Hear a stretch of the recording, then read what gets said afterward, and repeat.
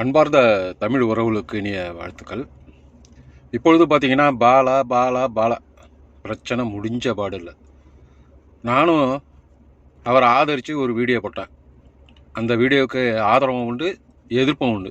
என்ன சொல்கிறேன்னா, குற்றம் வேறு தவறு வேறு. குற்றம் என்பது மன்னிக்க முடியாத ஒன்று, தவறு மன்னிக்கக்கூடியது, திருத்தி கொள்ளக்கூடியது. அதை நாம் முதலில் புரிந்து கொள்ள வேண்டும்.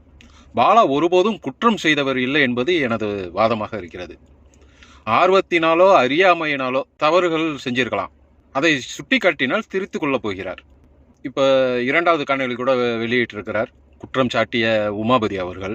உமாபதி அவர்கள் பல்வேறு பத்திரிகைகளில் பணியாற்றியவர், அனுபவம் மிக்கவர், ஆதாரத்தோடு குற்றம் சாட்டுவார் என்பது தெரியும். அதே சமயத்தில் குற்றம் சாட்டும் போது கிள்ளியும் விட்டுக்கிறாரு, தடவையும் கொடுக்கிறாரு. பாலா மனசளவில் நல்லவர், உதவி செய்பவர். ஆனால் சர்வதேச கைக்கூலி அது தவறு என்னை பொறுத்தளவு. முதலில் பெருங்குற்றச்சாட்டை வைத்தார் திரு உமாபதி அவர்கள். சர்வதேச கைக்கூலி பாலா என்றும் பின்னால் இருந்து யாரோ இயக்குகிறார்கள்.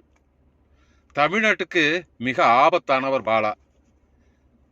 போலியான அவசர ஊர்தி, ஆம்புலன்ஸ், போலியான உதவிகள், எப்படி ஹாஸ்பிட்டல் இவரால் கட்ட முடியும்? அதற்கு பல கோடிகள் ஆகுமே என்றெல்லாம் குற்றச்சாட்டை வைத்தார் திரு உமாபதி அவர்கள். இரண்டாவது காணொலியில் சில தரவுகளையும் கொடுத்திருந்தார். அவசர ஊர்தி சம்மந்தப்பட்டதை காண்பிச்சாரு.